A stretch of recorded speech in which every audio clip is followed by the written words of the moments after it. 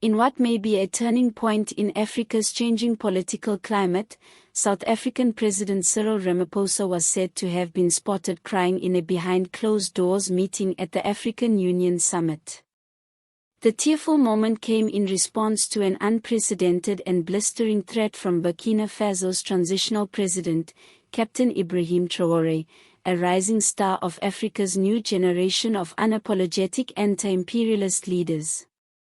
The charged encounter has ignited fierce controversy throughout the continent, evoking both admiration and outrage among Africa's political leaders and street activists.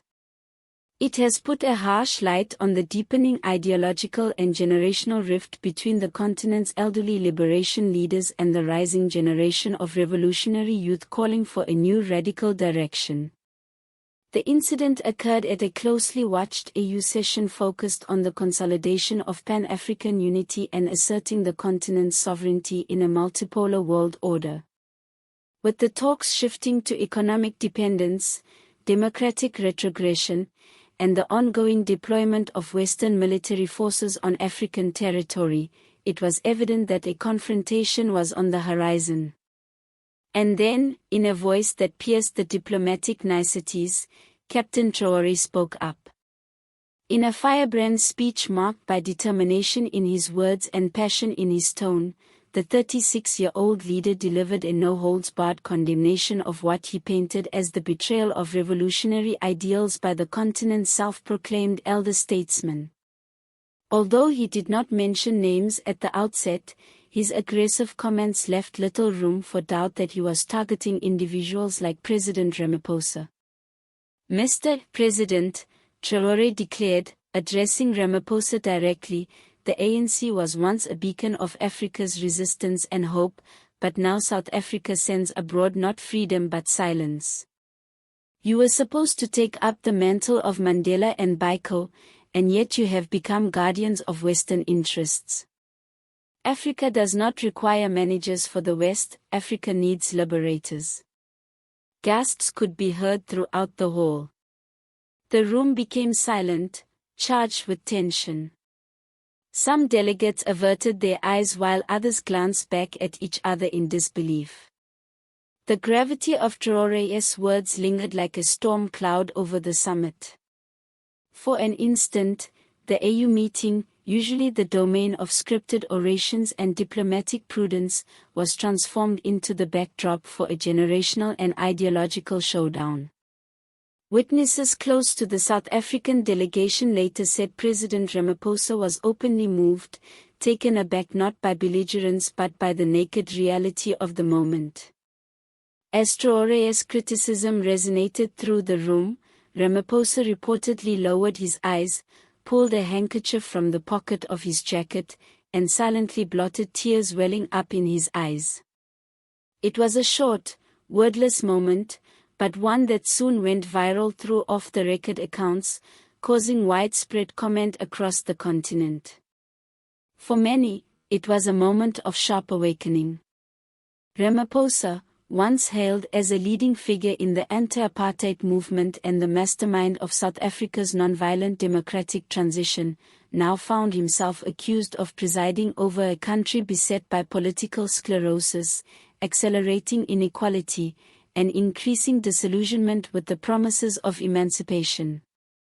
Captain Traoré, on the other hand, has become a face of the restless young people on the continent, a generation that has been betrayed by the glacial pace of democratization and infuriated by unabated foreign meddling in African affairs. Under his leadership since taking power in 2022 through a military-backed transition sustained by street protests, Traoré has pushed French soldiers out of Burkina Faso, made steps towards nationalizing strategic mineral assets, and positioned his nation ever more closely to revolutionary regimes across the Sahel. Though some critics charge him with authoritarianism and demagoguery, his fans regard him as a much-needed corrective to decades of post-independence complacency and elite capture. His unflinching position and bold language have electrified younger Africans, who view him as a leader without fear of speaking what many secretly think. Traoré is the voice of the disillusioned, declared Professor Amin Dopf, a political analyst at the University of Dar es Salaam. He may not be as polished as diplomats, but he conveys the anger and sense of urgency that many Africans, and particularly the youth, have toward Pan-Africanist leaders who make deals with exploiters. For generations, the African National Congress, ANC, has been the moral compass of African liberation. Through its history, which was forged by the likes of Nelson Mandela, Oliver Tambo, and Steve Biko, it inspired generations on the continent. But now, to many, the ANC is a shadow of what it once was, marred by internal strife, corruption allegations, and loss of political imagination. President Ramaphosa took office in 2018 as a reformer, touting his ability to clean up the ANC, rekindle the South African economy, and restore public confidence in government institutions. But years on, the optimism that initially surrounded him has waned. Widespread joblessness, economic inequality, power blackouts, and persisting corruption have chipped away at public trust. His critics say he is too risk-averse, too consensus-oriented, and too beholden to powerful political interests. This dichotomy between Ramaphosa's measured diplomacy and Traoré's impassioned militancy has become symbolic of a larger question for Africa: what is the style of leadership the continent requires for the 21st century? On the line is not merely policy but vision. Will African countries continue to dance between old colonial powers and new great powers such as China and Russia, or will they at last construct an authentically independent trajectory, economically, politically, and culturally? The fallout from the AU summit showdown has been rapid and ferocious. African media and social media exploded with opinion.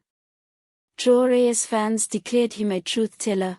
Hashtags such as #AfricaRising and #NoMorePuppets started trending, especially on social media among young West and Central Africans.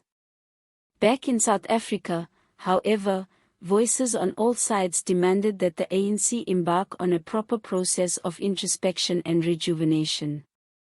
Veteran reporter Thabo Makin penned in the Sunday Tribune, "What occurred at the AU was not an embarrassment for Ramaphosa alone, it was a symbolic breakdown of the ANC's untouchable myth. The struggle credentials, which previously conferred immunity on the party, are no longer sufficient. The people want results. They want courage." Others took a guarded approach. A South African presidency statement referred to the summit as productive and urged unity in diversity among Africa's leaders, but didn't mention the confrontation explicitly. But close observers say the ANC's top leadership is shaken and that Ramaphosa has privately accepted the validity of some of Traoré's criticisms. Whether this moment produces deep change, only time will tell. But one thing is certain: Africa is moving into a new era of politics, one not defined by the demons of history but by the demands of the here and now, and the aspirations of a new generation. As the dust clears from the AU summit, there is one picture that stays in the minds of most: a veteran president wiping away tears from his eyes as a young rebel dares to utter the truth.